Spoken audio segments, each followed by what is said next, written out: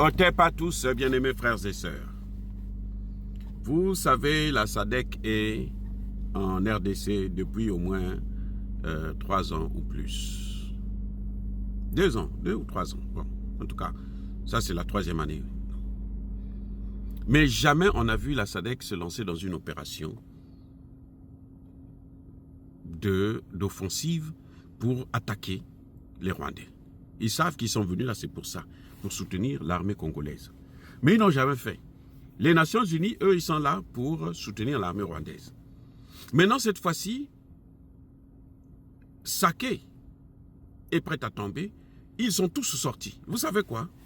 En fait, c'est parce qu'ils avaient été informés, puisque l'opération que Kagame avait menée, c'était avec eux. Quand Kagame part à Ankara, c'est parce que Kagame sait que, il va prendre Goma. Il a laissé les consignes, son chef d'état-major a déménagé, il est venu au bord, à la frontière avec Goma. Il a installé son état-major là-bas, parce qu'il savait qu'on va prendre le contrôle de Goma et de Bukavu. Donc, eux, ils étaient venus. C'était pour que quand ils prennent le contrôle, c'était eux maintenant qui allaient dire, bon, nous, on va assurer la sécurité ici pour que vous ne puissiez plus vous battre. Les Rwandais, vous restez là. Les Congolais, vous restez de l'autre côté. Et puis maintenant, on va négocier pour que, on va voir on va donner la partie là à Kagame. Ils ne sont pas sortis pour aider l'armée congolaise. Ils n'ont tiré aucune balle. Vous vous rendez compte? L'ONU, la SADC, ils n'ont tiré aucune balle. Ça veut dire qu'ils ne sont pas venus pour combattre, les amis. Pourquoi c'est seulement à Saké? Parce que ce sont eux qui sont prêts à sacrifier Goma à Kagame et puis les négociations pourraient commencer. Donc ces négociations c'était fait pour que ils puissent, comment dirais-je, ils puissent mener le combat. C'était pas pour venir aider l'armée congolaise. En fait, ils veulent casser la dynamique de l'armée congolaise. C'est pour ça maintenant qu'ils sortent pour faire croire qu'ils sont là, ils sont venus pour aider, et tout, alors qu'ils ne sont pas venus pour aider. Ils ne sont pas venus pour aider. S'ils étaient venus pour aider, ben on allait les voir sortir là. Ils ont sorti l'artillerie là. C'était pour assurer la protection de Saké et de Goma quand Kagame prendra le territoire. Voilà ce qu'ils sont venus faire. Ils ne sont pas venus pour aider les Congolais. Parce que s'ils étaient venus pour aider les Congolais, ils allaient combattre. S'ils étaient venus pour aider les Congolais, on allait les voir sortir l'arsenal et tirer. Puisque l'ennemi est là. Dans tout le nord Kivu, là. Et les Rwandais sont là. Les M23 sont là. Les mercenaires, les forces spéciales rwandais sont là. Ils ne combattent pas. Mais à quoi ça sert? Pourquoi ils sont sortis? Pour intimider la population? Mais comment vous expliquez que le lendemain, c'est la population qui sort pour aller affronter maintenant l'armée rwandaise elle-même, avec des bouts de bois? Comment vous expliquez ça? Mais il y a des choses graves qui sont en train de se passer. On ne peut pas continuer à être naïf jusqu'à ce point. Quand Paul Kagame s'envole pour Ankara, qu'est-ce qu'il laisse comme consigne? Attaquez-moi, prenez-moi Goma, prenez-moi Bukavu.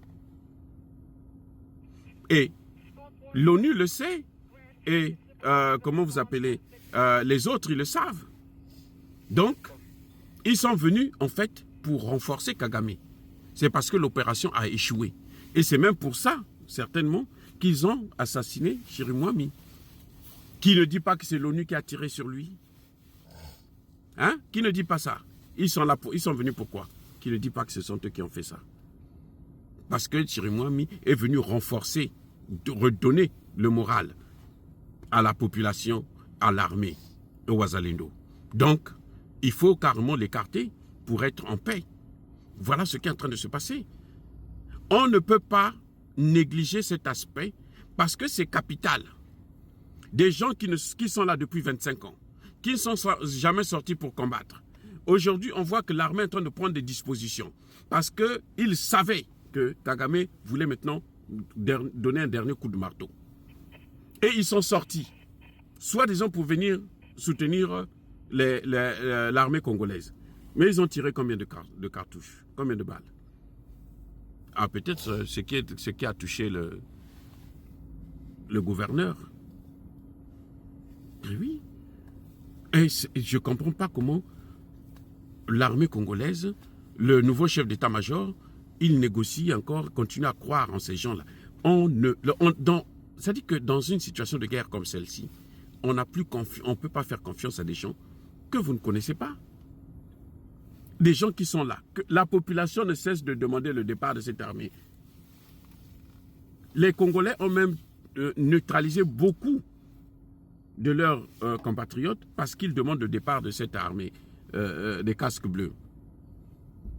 Et on les voit sortir aujourd'hui. C'est parce qu'ils étaient sûrs qu'ils allaient prendre Saké et Goma. Ils étaient sûrs. Ils sont déçus. Maintenant, ils prennent les postes là. Ce sont eux maintenant qui vont livrer Saké et Goma. Si les Congolais ne se réveillent pas, vous allez voir ce qu'ils vont faire. Ils vont livrer Saké et Goma à Paul Kagame. Parce qu'ils sont venus pour ça. Ça fait 30 ans qu'ils sont là, c'est pour ça. Ils n'ont jamais mené la guerre. Ils n'ont jamais... Mais comment vous pouvez concevoir qu'une armée de plus de 20 000 hommes, ils n'ont jamais neutralisé un seul M23? La seule chose, non, on va discuter, il faut discuter, négocier. Et quand ils appellent négociation, là, ce qu'ils appellent négociation, c'est donner, faire rentrer, inclure les Rwandais dans l'armée congolaise. C'est tout. Et ces Rwandais-là, après, quand ils rentrent dans l'armée, ce sont eux maintenant qui servent, qui sont les gros espions, qui sacrifient des gros territoires. Mais il y en a assez. Il faut faire quoi pour que Tshisekedi comprenne? Oh, il faudrait qu'on lui tire lui-même une balle dans la tête, comme ça il va comprendre que non, oh, mais les Nations Unies ne sont pas là pour ça. Le ministre de la Défense, il est où? Où est-il? Que fait-il? Quel est son rôle? Son travail, c'est quoi? Pourquoi il disparaît? Pourquoi on ne le voit pas? S'il n'y avait que moi, le président devrait immédiatement demander le départ sans condition des forces de l'ONU et renforcer son armée. Leur donner des armes, ils vont le faire. On nous dit, il y a le brouillage. Mais attendez, vous croyez que les Rwandais sont plus forts dans le brouillage que les Russes? Mais attendez, soyons sérieux. Vous croyez que les Rwandais, là, ils sont plus forts dans le domaine du brouillage, les GPS, que les Russes? Mais pourquoi Tshisekedi ne va pas voir les Russes? Donc il est complice. Donc lui-même, il ne veut pas régler ce problème. Ou bien il attend la fin de son mandat pour apporter le calme, comme ça il va demander un troisième mandat. Il y a un problème, les amis. Soyons sérieux. Mais que Tshisekedi sache, mandat, paix et silaka. Mandat, paix et silaka. Les amis, soyez bénis.